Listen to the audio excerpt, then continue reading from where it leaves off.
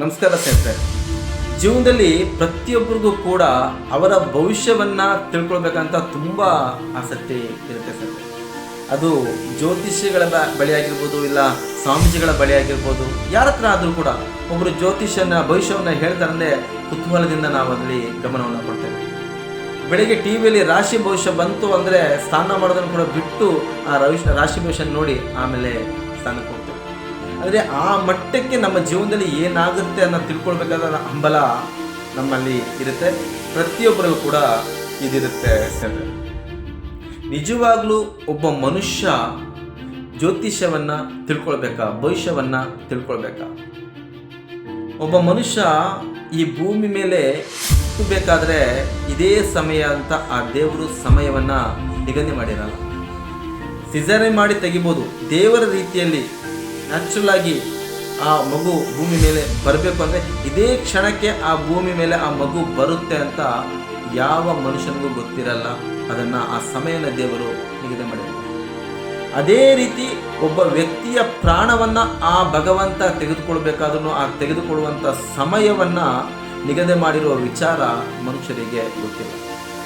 ಮನುಷ್ಯನ ಹುಟ್ಟು ಮನುಷ್ಯನಿಗೆ ಗೊತ್ತಿಲ್ಲ, ಮನುಷ್ಯನ ಸಾವು ಮನುಷ್ಯನಿಗೆ ಗೊತ್ತಿಲ್ಲ. ಆದರೆ ಹುಟ್ಟು ಸಾವು ಗೊತ್ತಿಲ್ಲ. ಅದೇ ಹುಟ್ಟಿನ ನಂತರ ಉಳಿದಂಥ ಎಲ್ಲ ವಿಚಾರಕ್ಕೂ ಕೂಡ ಆ ಗಳಿಗೆ ಸಮಯವನ್ನು ನಾವು ನೋಡ್ಕೊಂಡು ಬರ್ತೀವಿ. ಎಂಥ ಒಂದು ಪ್ರಯಾಸ. ಇದಕ್ಕೂ ಮೇಲೂ ಭವಿಷ್ಯವನ್ನು ನಾವು ತಿಳಿದುಕೊಳ್ಳೋದ್ರಿಂದ ಏನಾಗುತ್ತೆ ಅನ್ನೋದನ್ನು ಹೇಳ್ತೀನಿ. ನಮ್ಮ ಭವಿಷ್ಯವನ್ನು ಇನ್ನೊಬ್ಬ ವ್ಯಕ್ತಿ 100ಕ್ಕೆ 100% ಸರಿಯಾಗಿ ಹೇಳುವವರು ಯಾರೂ ಇಲ್ಲ.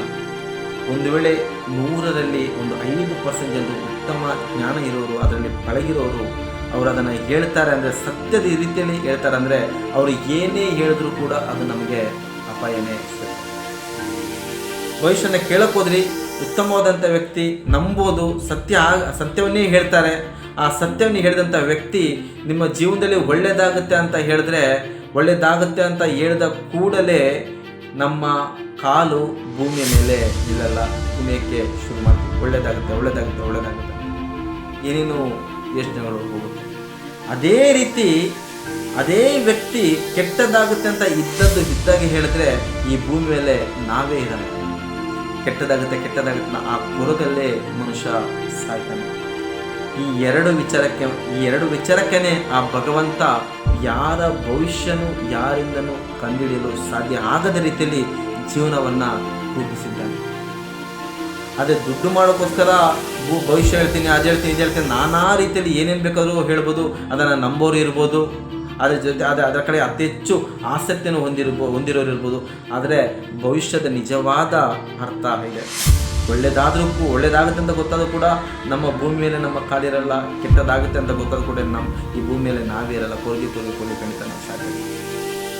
ಅದಕ್ಕೋಸ್ಕರ ಆ ಭವಿಷ್ಯವನ್ನು ನಂಬೋದಕ್ಕಿಂತ ನಮ್ಮ ಪ್ರಯತ್ನವನ್ನು ನಂಬಿದ್ರೆ, ನಮ್ಮ ಪ್ರಯತ್ನದ ಮೇಲೆ ನಮಗೆ ನಂಬಿಕೆ ಇದ್ದರೆ ಅದು ಜೀವನದಲ್ಲಿ ಖುಷಿ ಕೊಡುತ್ತೆ ಸರ್. ಇಂಥ ಅನೇಕ ಉತ್ತಮದ ವಿಚಾರಗಳನ್ನು ಈ ಚಾನಲ್ ಮೂಲಕ ನಿಮ್ಗೆ ತಿಳಿಸ್ತಾ ಬರ್ತೀನಿ. ಚಾನಲ್ನ ಸಬ್ಸ್ಕ್ರೈಬ್ ಮಾಡಿ, ವಿಡಿಯೋ ಇಷ್ಟ ಆಯ್ತಂದರೆ ಲೈಕ್ ಮಾಡಿ. ಮತ್ತೆ ಮುಂದಿನ ಸಂಚಿಕೆಯಲ್ಲಿ ಇನ್ನೊಂದು ಉತ್ತಮವಾದ ವಿಚಾರದೊಂದಿಗೆ ನಿಮ್ಮ ಮುಂದೆ ಬರ್ತೀನಿ. ನಮಸ್ಕಾರ.